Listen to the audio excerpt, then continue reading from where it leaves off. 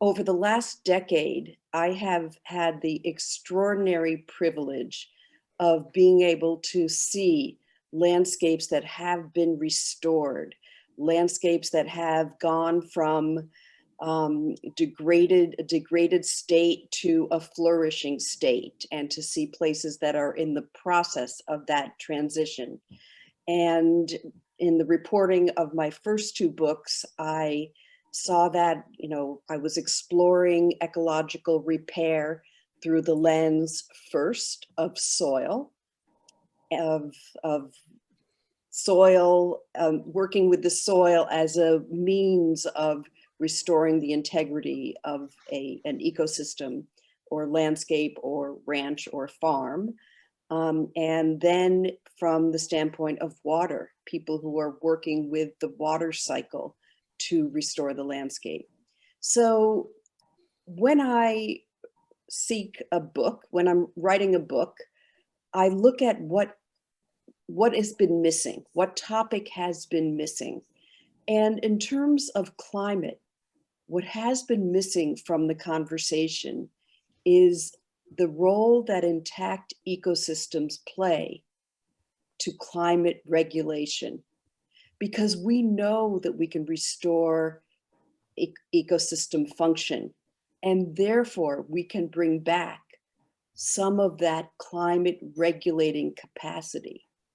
So because that was missing, I wanted to bring that to the fore. So in this book, The Reindeer Chronicles, it's a global tour of Earth repair, and really kind of looking to find the story behind every landscape. So, for example, and in order to get that story, one needs to bring that careful attention, the curiosity, the love one has for that landscape. And I'll just give a little tiny example, and then I have a couple of examples I want to explore further with you, because I want to shift a little bit to a different focus. But just as an example, in Norway, the Norwegian government said that there were too many reindeer for the fragile tundra ecosystem. However, and for that reason, that the number of reindeer needed to be culled. Now, as it turns out, the government was wrong, because in fact, the reindeer were helping to maintain that ecosystem. During the summer grazing, they were nibbling on the small trees and shrubs. And in doing so, they were controlling the growth of those shrubs, which were changing the ecosystem. Plus, the shrubs had darker leaves, which meant they were absorbing heat, unlike the native heathland, which was reflecting heat and keeping the ground cool. And in the winter, the reindeer were pressing down the snowpack.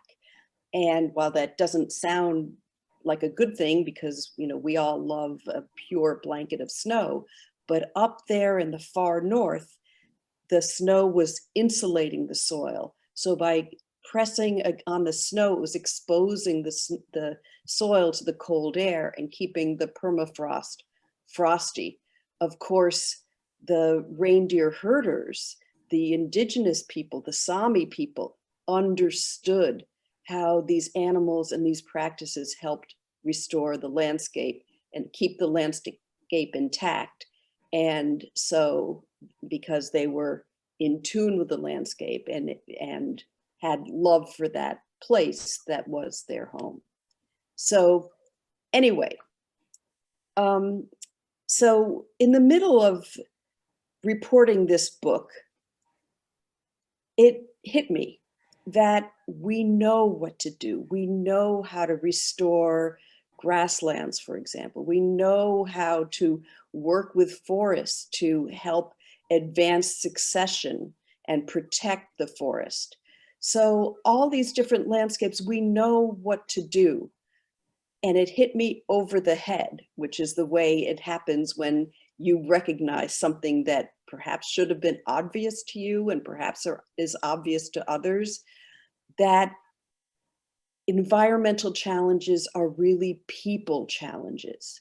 So in the process, my my quest shifted, that I was not only looking for how a landscape works from an ecosystem perspective, but also how that landscape is interacting with the people who live there, and how people can work together to advance the state of the landscape, because land is also often a point of contention.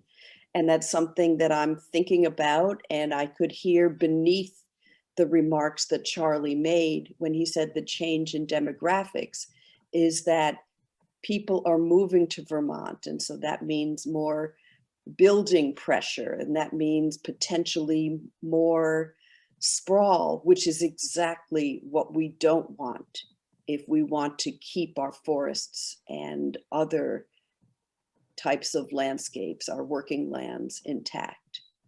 So I'm going to share with you two stories about how communities were able to move forward. In one case, when this was a community marked by incredible strife. Okay, so we can see the first slide, Monica.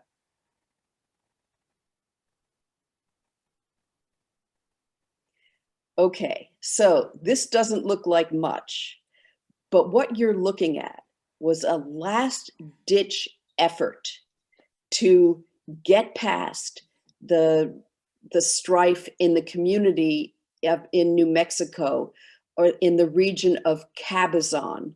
Cabazon itself is actually a ghost town. So here's what happened. There's an area of land where there's a few people that live in the community, and there are a lot of people who have access to that land for ranching. Okay, and many of these families have been there. Yes, thank you. That's the land.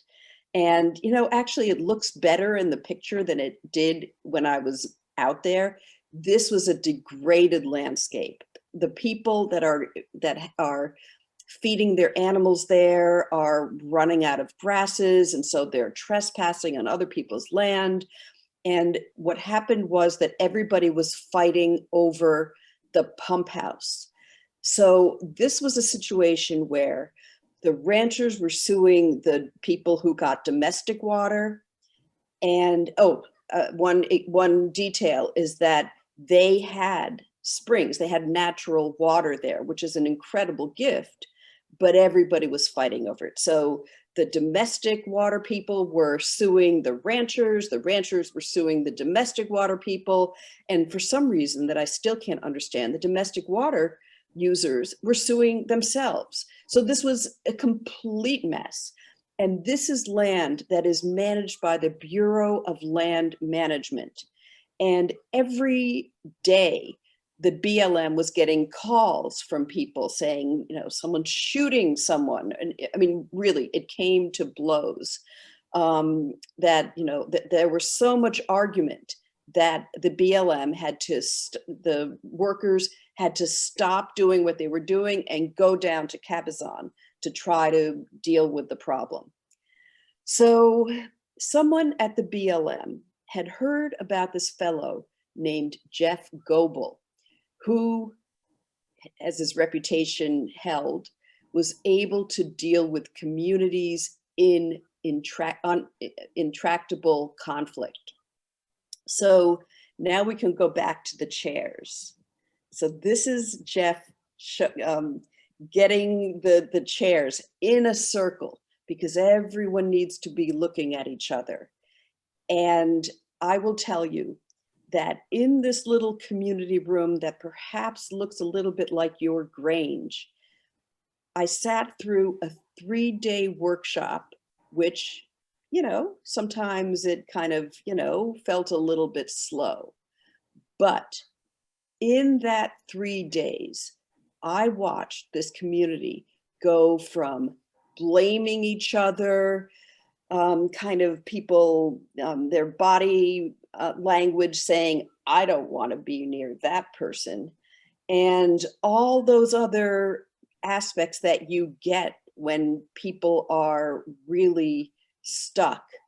I watch them move from that state of affairs to at the end of the weekend, vowing to work together to improve the state of the land. It was really quite extraordinary.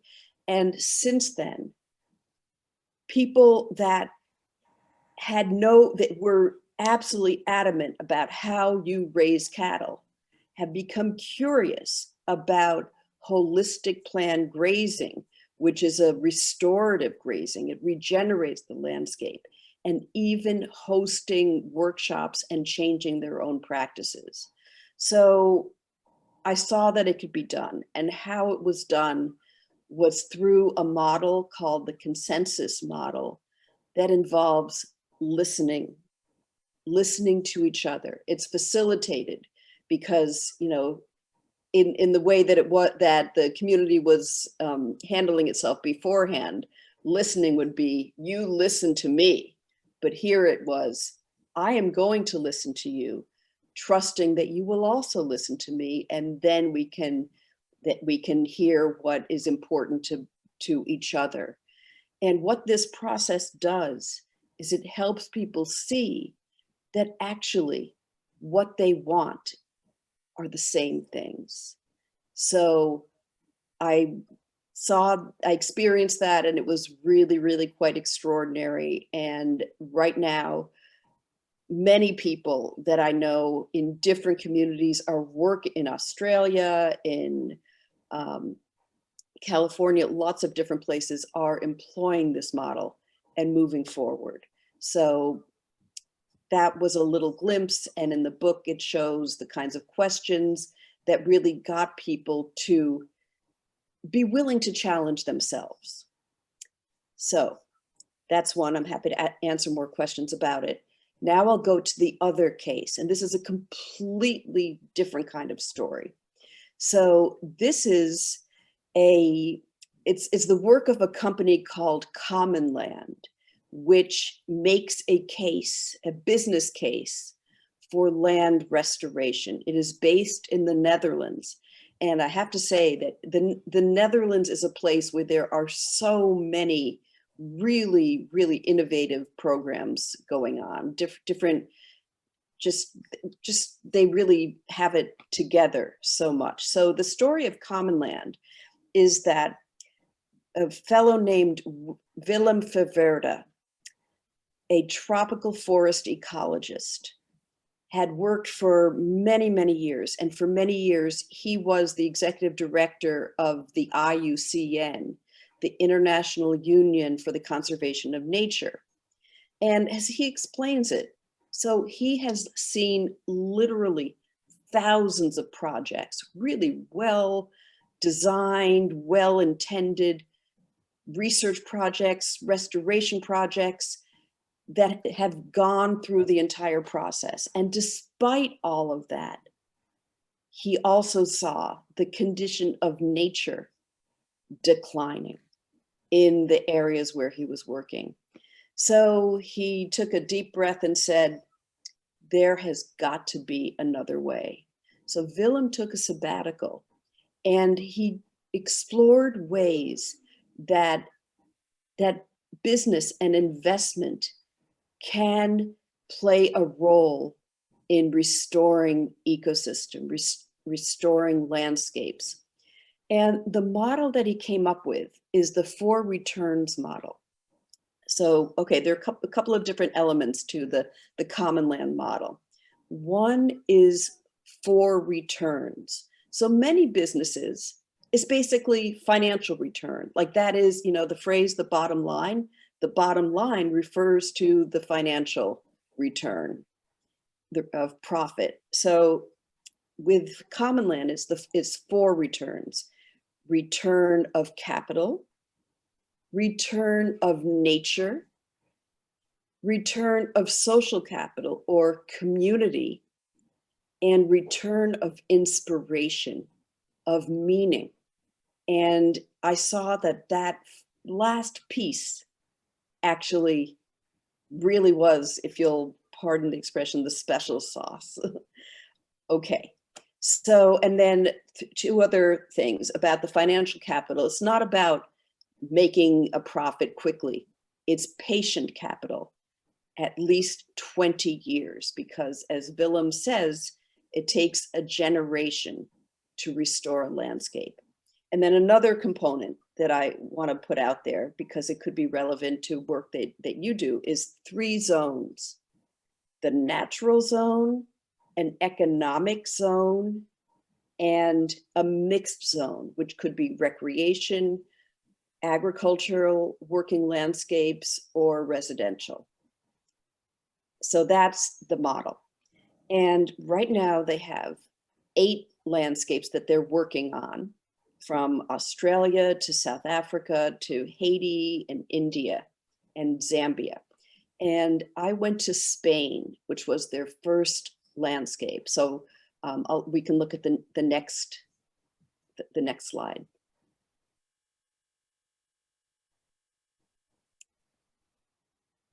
Right, it'll be, nope, oh no, right, that one, Spain. Now that doesn't look so bad, but I gotta tell you that the area in southern Spain, in the Altiplano, the high plains, it was pretty degraded. So the soil was high mineral, but without organic matter. So this is an area of Spain that, to put it bluntly, had been farmed out, that the farms were declining and were failing, and young people were all moving away. And people were pretty, feeling pretty downtrodden. Some of you may have seen mentions of, you could buy a castle in Spain for, $30,000. Well, this is the region where that would be the case, is that people were leaving because they felt that there was no future there.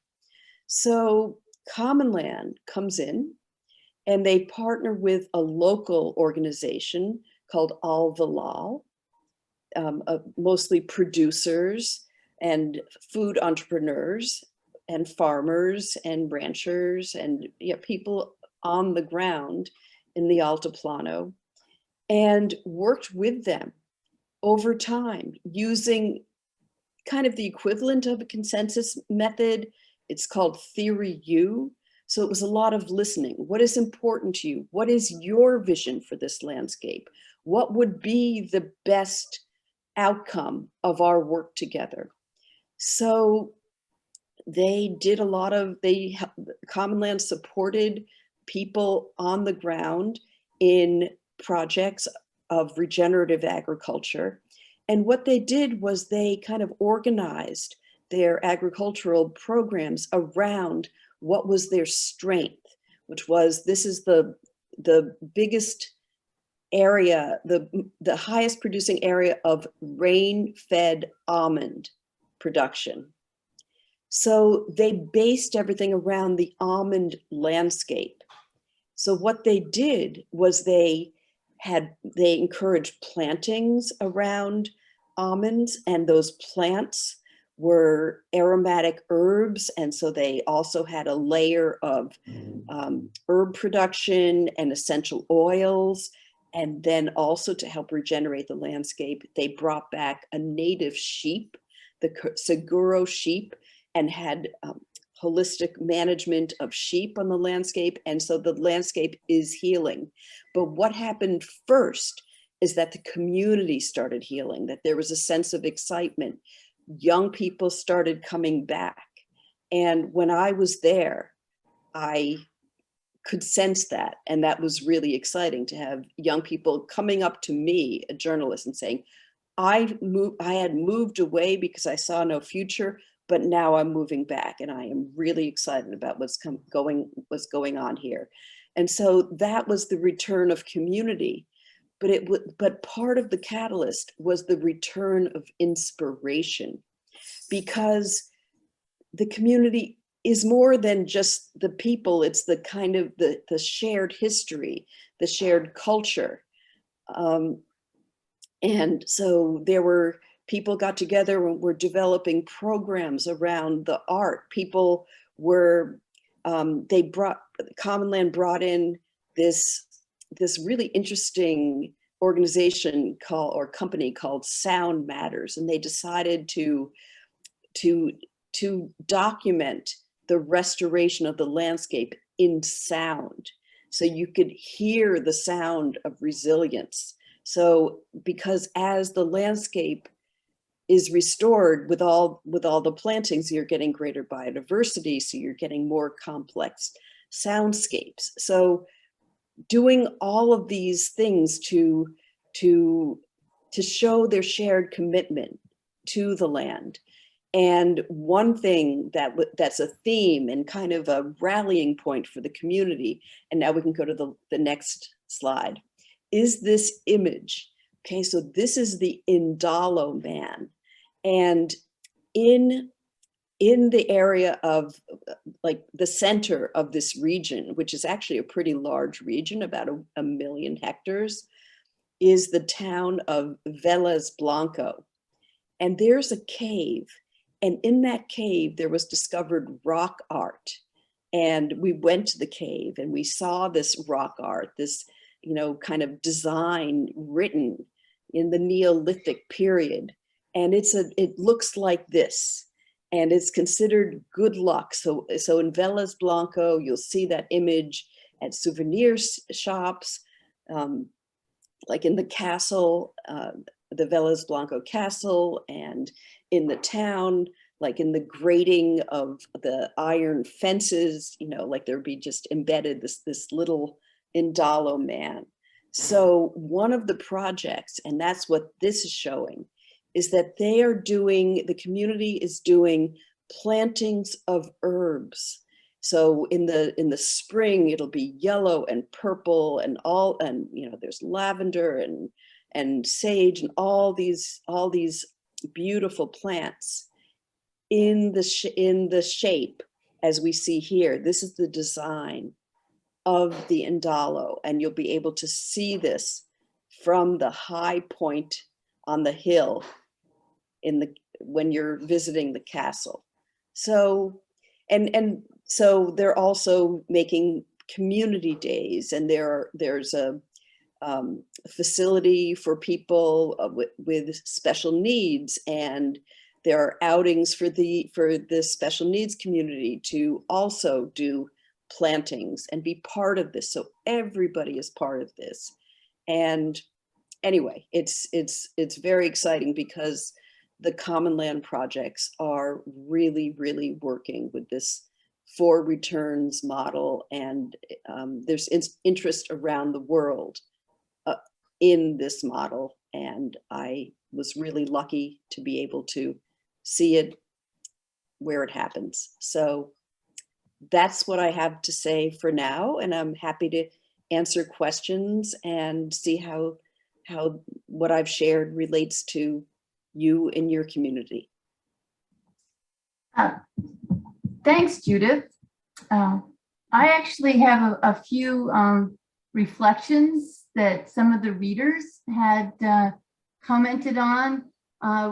People were reading the book throughout the summer. We had more than 30 people that were engaged with this book, and weekly there would be some additions to a Google Doc, and we finally got together at a Zoom meeting not long ago to share the thoughts that we had about the book.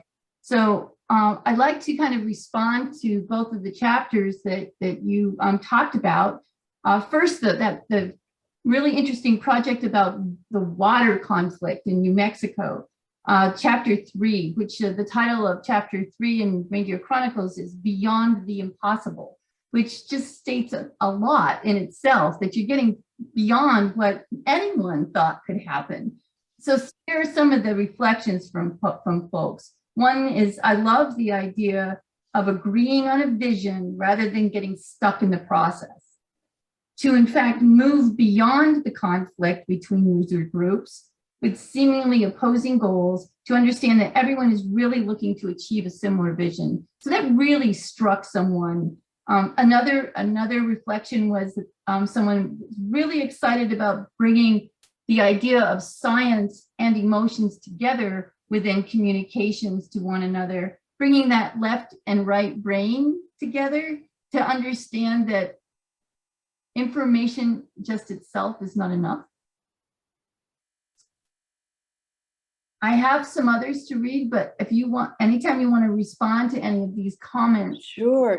Yeah. So it is just how we get stuck in conflict. So so what we did over these 3 days was that we sat in circles, sometimes a large circle, sometimes in smaller groups. And we talked about our responses to conflict and what is the worst thing that could happen if we address this conflict? What is the worst thing that can happen? Or, what is the worst thing? What is our worst fear about addressing the conflict? And then what is our best hope about addressing the conflict?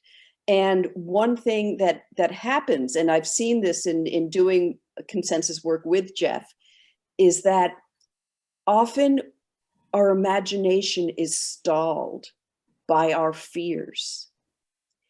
And then once we acknowledge the fear, it's like kind of like that wall comes down and we're able to actually see possibilities that we hadn't been able to see because we were blocked. And so that's just a way of kind of working with the way emotion works. And it's very, very powerful when you go around in sharing in a group and you move from what is the worst possible outcome? What is your worst fear? And if you name it, put it into words, it sort of diffuses its power. Like, oh, if I could say what my fear is, well, then it can't be that scary if it can be put into words. And then moving from that to what is the best possible outcome. And then from there, okay, well, maybe that's not possible, so let's take the pressure off. But if it were possible to have us all living in harmony on a beautiful landscape, what might that look like? What might help us get there? And then the ideas just come. Just, maybe we can go back to having picnics as a community, which we haven't done in the last 10 years because we're not getting along. Maybe we could bring our children to the land and maybe tell them stories about why this land is important to us. So anyway, all those things. And then to respond to the left brain, right brain aspect, it's interesting. A word Jeff kind of made up that I think is such a fabulous word is conflict and fear of conflict adrenalizes us. It sparks that adrenaline response. So you're just kind of like in this mode of kind of fast reactingness, you're reactive and you're not calm. And so a lot of the work that we did in the group was getting us to be calm and feel comfortable with each other. And one thing that does help calm things is when you know that you're going to be listened to, when you know that your voice is going to be heard and your grievances are going to be out into the world, as opposed to you're holding on to them tightly and frustrated because no one hears you. Once you know that you're going to be heard, you can relax a lot more. That's lovely. Because it was also one of the other things that was brought up was it's tough to think clearly when you're in a surge of adrenaline. So getting folks to slow down and listen was something else that struck people. I do want to mention that if people want to ask questions, to add those questions in the chat, because Greg Michelson will be monitoring the chat. So if there's other questions from people, please start typing that in. That would be awesome. We do have I have a couple of questions that, because I was more mentioning reflections. But some of the questions here, what about the people who don't see that there's a problem? There are many who don't see the urgency of climate change, that don't see the urgency of protecting our landscape here in Vermont. What can we do to capture those folks? Do you have any thoughts on that? Yeah, so I would say that one needn't have to convince anybody of anything, rather to share and open a conversation about that which you all love. So it's, your love for the forest. So if you're talking to someone, I know you love skiing, let's do, or I'm thinking cross-country skiing, because I was moving, enjoying the forest, or snowshoeing. I know that you love doing this. I know that you love listening to birds. Let's together do everything that we can to ensure that we have as much bird diversity and healthy bird populations and beautiful snows and quiet forests. So kind of making a connection over what your shared passions and commitments are. I think that's what we do here at Cold Holiday Canada too. I think that's, I just love this book because it really resonates with what we do. One person did ask the question that, could this scale far enough and fast enough to solve our really big problems? That's always a question, and no one group or person can do it all. So start where you are. I keep hearing more and more of efforts happening all over the world. So this weekend, I'm taking part in an online conference. It's a global permaculture summit, and it's actually free. So it's through Verge Permaculture. I forget exactly what the website is, but you can find it, and it's in Canada. So, every time I think, oh yeah, well, kind of, I keep seeing the same projects, and then I see more, and then I see it expands. And so there's so much going on. And I'll give a shout out to another book. Some of you may know Paul Hawken. He's the author of Drawdown. Drawdown is this, huge compendium of 100 ways to draw down carbon. So a few weeks ago, he came out with another book. Again, he's the sort of the writer editor, but it's a compilation of many people's contribution. There was a whole research team, and the book is called Regeneration. And that made me so happy because, again, there's so many efforts going on and so many resources that people can turn to find regenerative solutions that are applicable to their own communities. So rather than worry about, is it happening fast enough, focus on what you can do. And look beyond your community, because you can learn more, from what other communities are doing. Sometimes it's communities that have similar landscapes that may be the most relevant, but sometimes it's communities that may have worked through similar challenges compared to what you're facing. So we can all learn from each other. And there's some wonderful learning going on now. Oh, that's really terrific. This really is what resonated with people. Many of the things that were written in the book. And there's a simple phrase: if it were possible. That's the phrase. If it were possible, that can change the dialogue. You said that many, many times throughout the book, and with so many different projects. What makes things happen is a change in behavior, and that happens when belief systems change. And that can happen when people talk to each other and share their own experiences. I would like to say just a few other comments from the second chapter that you highlighted from the book. And the title of the chapter 7 is Science and Inspiration, which is when you talked about the project in Spain and changing, which was so dramatic to me, that it was changing the climate regulation by growing plants, getting trees back on the landscape. one of the readers from our group loved how the chapter begins with land being the climate change equation. That we don't often talk about the land piece. What we talk about is CO2 in the atmosphere, but which is often like, what do you do about it? You know, reduce fossil fuels, but what do I do about it?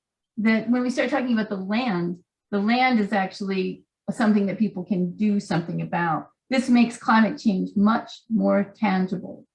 But someone else thought, reading about in Spain, when we treat the land so poorly, it gets back at us. So, which I thought was also really interesting that someone pulled that piece out, because if you treat it well, it might get back too.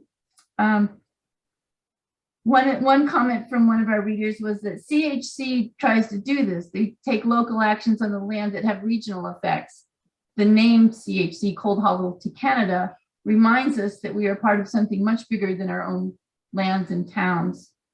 And then I'll read this one final reflection from one of the readers and I think it's really what you just said a minute ago, but I'm going to re-say it because someone else pulled it out, is to find land to restore and live there. Build soil organic matter. Keep water in the ground. Grow some healthy food. Establish trees. This is quoting your book, by the way. So gather with others who share your passion for healing the earth. Ditch the apathy. Jettison the cynicism. Make music and art, dance, keep learning how to do things better, expect unforeseen challenges and find ways to laugh at them. Celebrate small victories, spread the word, get inspired. So that was quoted directly from your book by one of our readers. It's lovely. Wonderful. Thank you. I see there was one question that came in. I don't know whether I should. Ooh. Sure. Are you seeing the chat? Yeah. So yes, Camilla, are there examples of completed landscape improvement? Oh yeah. Landscape improvement. Everywhere. You name the place and it's happening. And it could be through so many different, I've seen them through so many different approaches to land improvement. Well, actually, I'll frame it another way. The first chapter is about someone named John D. Liu, who was a filmmaker, and he documented the restoration of the Loess Plateau in China, which is an area of land the size of Belgium that was brought back to ecological function. And he has films of this. And so he also monitored lots of different restoration projects, and he brought it down to a formula. And basically, the formula for restoring an ecosystem is enhanced biodiversity, enhanced biomass, increasing biomass, and increased soil organic matter. So that is being applied everywhere, and that can be done through so many different approaches. One of them that I've written a great deal about is holistic planned grazing, with the use of livestock as a vehicle for large-scale land restoration. And I have seen places that, I mean, you know, like in that world, the fence line comparison, you know, you see the degraded grassland where nothing's growing, and then you see the tall grasses and they're right next to each other. And it's all a matter of how that land was managed. So yes, there are examples of all types at all scales.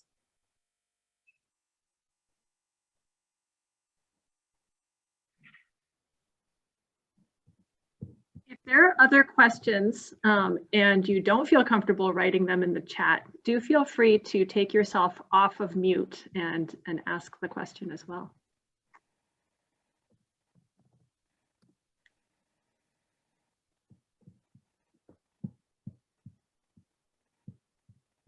Well, I don't see any, I'm supposed to be monitoring the chat, but I did have one question. I was very interested in what you were saying about the conflict resolution in New Mexico, and where people express their worst fears and their best hopes. And I guess what happens at these sessions is that people eventually find common ground. And I'm wondering if you noticed anything about that common ground centering more on avoiding bad things in terms of, you know, people's worst fears. Like, did they tend to converge in that, or was it more when they were talking about, you know, what their best hopes were, that provided more ground for you know, commonality, etc. Just Sure. Interesting. The way that Jeff and his mentor, Bob Chadwick, talk about this is it's not as much finding new ground. I mean, sorry, I gave it away. Common ground as it is finding new ground. So in my observation of this 3-day workshop is that in the beginning, it was more oriented around the fear and the conflict. And then it wasn't until the last day that people's imagination started to kind of be let loose. People were physically relaxed around each other, and there was a sense of greater playfulness and more of looking forward. Now, that may be partly built into the structure of a 3-day workshop, that by the time you get to the 3rd day, it's kind of like, okay, well, you know, we got to come up with something. But what was interesting is that it was almost as if it was tilting in that direction. And then a lot of the change happened afterwards, which is really interesting. So the work, a lot of the work of, or the work of the last afternoon was coming up with a collective statement. And so that provided a template for the work going forward. What was really interesting is that Jeff kind of planted seeds of like better land management with videos, and no one really responded. I was hoping people would respond, but it turned out that later people referred to the videos and as ways to apply this on their own property. So I thought that was kind of interesting. Thank you. Thanks for that, Judith. I actually do. The questions aren't coming in the chat, but I do have a couple more questions from the reader group. And it is interesting too to say that not everything you do may show up immediately, but things that you have to offer may actually be sitting in someone's brain for a while, and then coming to the fore later on. You know, there is a lot of angst in our world right now. The world is stressed and people are worried. And one of the questions from one of our readers was that, how do you balance this optimism and hope with realism? It's really easy to lose hope. So that's interesting because what is realism? Because we know that we don't know. I mean, no one knows what's going to happen tomorrow. So, and I highlight that because what Jeff talks about is like, you know, people often say, well, I'm pragmatic. That pragmatism, or perhaps realism, is often code for, you know, accepting the worst possible outcome, kind of steeling yourself for the worst possible outcome, instead of saying, what else might it be? So, I mean, but at the same time, of course, I mean, all of us, we have to balance, you know, fear and hope and optimism and despair. That's just, I think that's kind of part of the deal right now. And I think it's just being prepared for that, being aware of that, learning where you can go to find hope. I mean, grounded hope, such as, you know, for me now, it is in part the book Regeneration. And there are different communities that we all have, you know, our social circles, and nature herself itself, however you want to play it, and doing. So once you start doing, it reminds me of, yeah, so there's a young man who does incredible work, who I can proudly say is also a Vermonter, Zach Weiss, who's from Dorset, Vermont, near me. And he has a company called Elemental Ecosystems. It's building water retention landscapes. And he has been part of transforming landscapes. Oh my goodness. He worked with Sepp Holzer, one of the kind of elders of permaculture, and really extraordinary projects. And he just says, I can't worry about what's going on. I just need to do what I can do. And he turns things around, and he's very calm.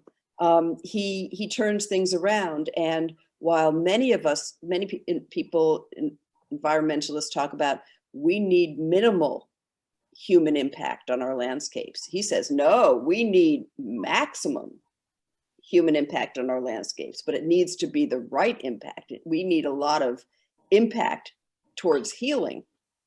And because some of the projects he does involves earth moving, building swales, building ponds, things like that. So, you know, that kind of turns things around a bit too.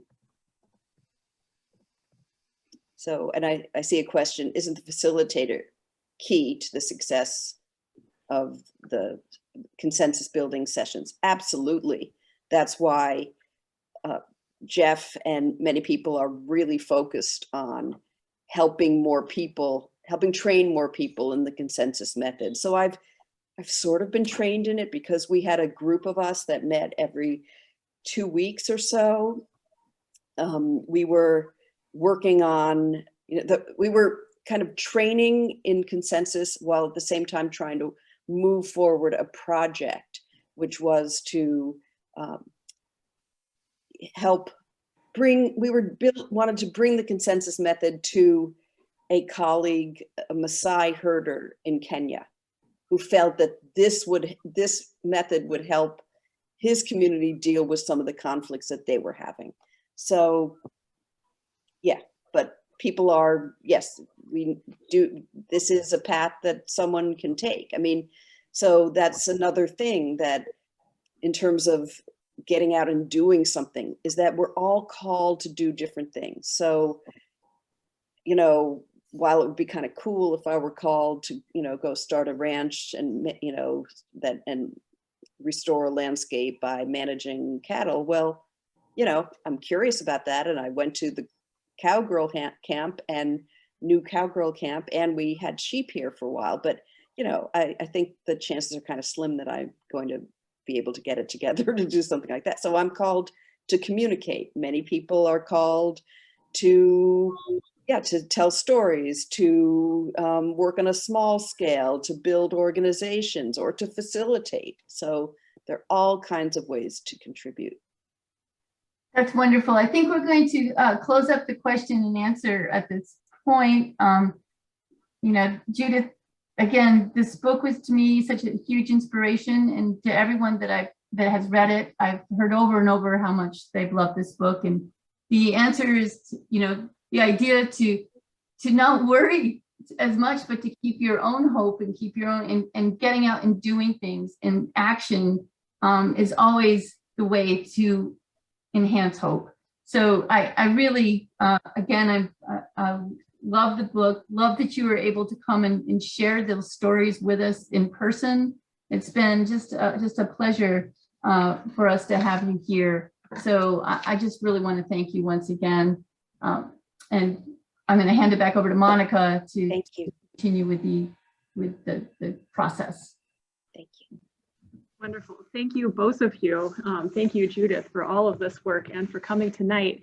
We at CHC decided that we would like to try a little activity that's based on some of the work that Judith has been doing. And in particular, so much of this work has to do with vision building. And so we thought we would try a really quick and dirty version of building a vision right here at CHC. Now, you may have seen in the email that went out that I mentioned that you may want to keep a cell phone handy. I hope that didn't scare anybody. If you don't have a cell phone or don't have any interest in using it, don't worry. You can still stick around for this activity. But we want to try a really quick version of building a community vision. Now, in Judith's examples, in her stories, her work takes place, or the work that she's describing takes place over several days or several weeks or several months as these communities are building their visions. We have about maybe 5 minutes that we're going to try to do this. So we're going to try to boil down your visions into just one word or short phrases. And we're going to do this through creating a word cloud. Now I'm going to show you an example. Here we go, on my screen, not that one. Oops, excuse me here as I get this up. But we're going to build a word cloud. And the idea behind this word cloud is basically like this. This is just an example. We're not going to talk about ice cream, but it is an example of a word cloud. If we were to ask a big group of people, what is your favorite kind of ice cream? Then everybody in the room might have a different answer. Some would like chocolate swirl, and some would like blueberry, and some would like chocolate chip.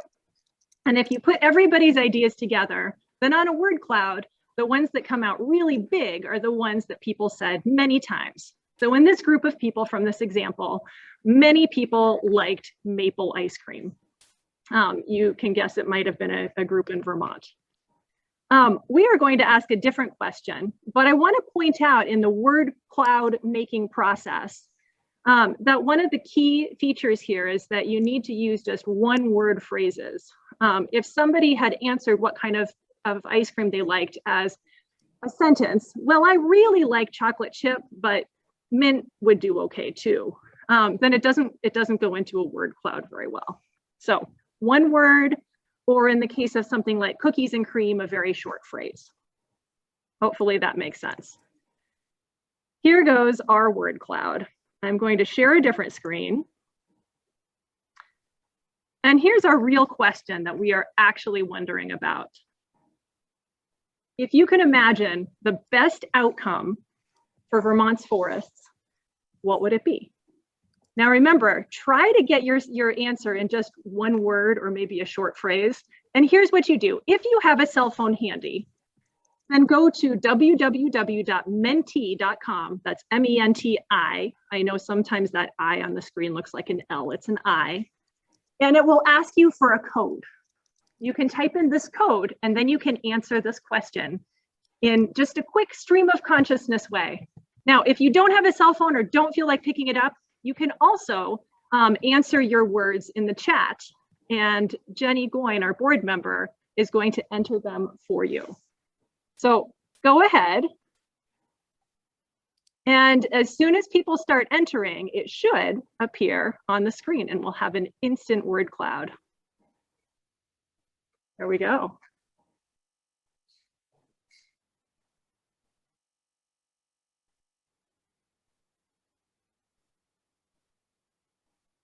Now, if you've already submitted one and you think, oh, I have a better word, go ahead and submit it again. And this program, you can submit as many times as you'd like.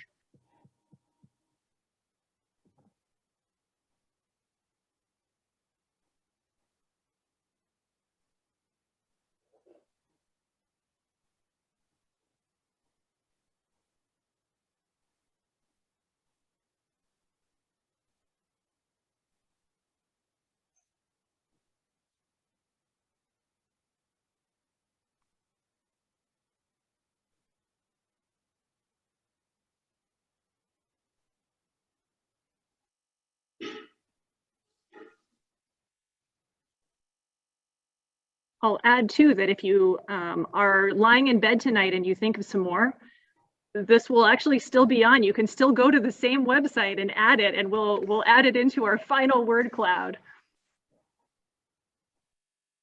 All right.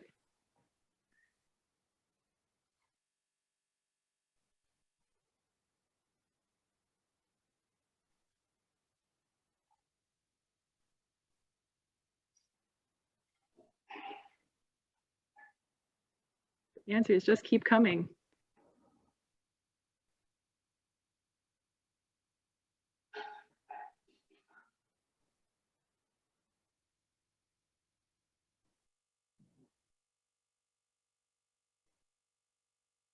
And now as you look up, I encourage you to take a moment to just read what people are writing. I'll also add that I will take a capture of this later on, and we can send it out in our next CHC newsletter. So if you don't have the time to study it thoroughly right now, but are curious what our answers are, you'll have a chance to see it later. All right, right in your last few words there, and I do have one more question that I think we have time for. Looks like on this one, some of the things that are really popping out here are resilient, protected, healthy, diversity. I'm going to go to our second question now that we've practiced this. And what actions and strategies can we use locally to achieve this vision? Remember, just one word or a very short phrase. There's another code on the top there.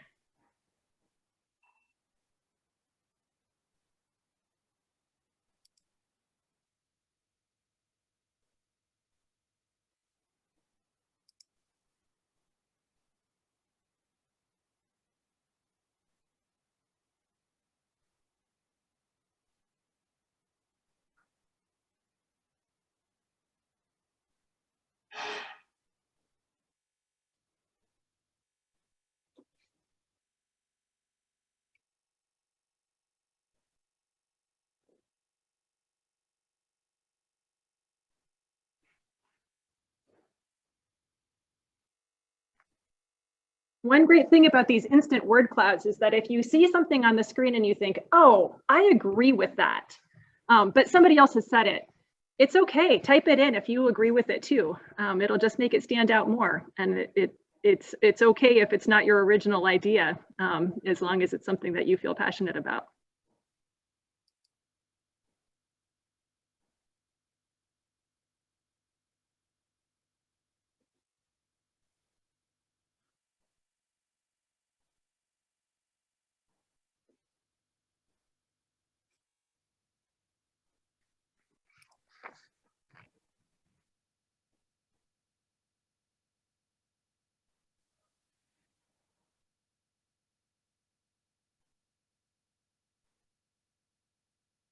All right, this is great. I think it's slowing down, so I might draw this to a close. But once again, if you are lying in bed tonight and you have something you want to add, feel free to let us know, and we'll add it to our word cloud. And I love having this kind of a vision that we can use and moving forward with our community-based work.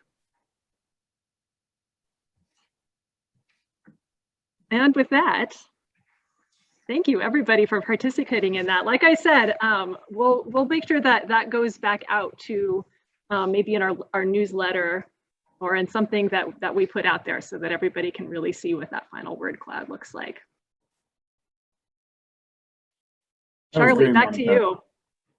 Yeah, thanks. That was really great. It's really great to see that kind of interactive, visioning coming together. And it's great when technology works, right?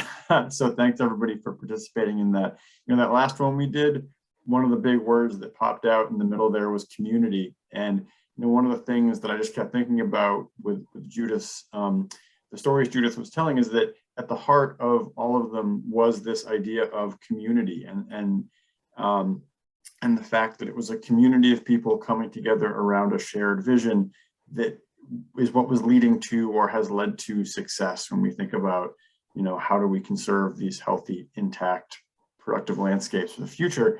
And I look around the Zoom room here and all the work we do, and it's a community of people. It's the community of people right here that we work with that are committed to this vision that are going to make it happen. So, I'm optimistic. I'm happy. I'm looking forward because I know that we've got the community part down, right? So we're already half of the way there. So thanks everybody for coming tonight and taking the time to be with us. And thank you so much to Judith for sharing your stories, your wisdom, your experiences, and your learning. It's been a great night. And so I think the last thing that we have to do, the last little piece of business, is to draw this raffle. So I'm going to hand it over to Jessica to figure out who our winners are. Hi, everybody. Thanks again for everybody that participated and bought raffle tickets. And I'm a little jealous and I want to join a couple people. So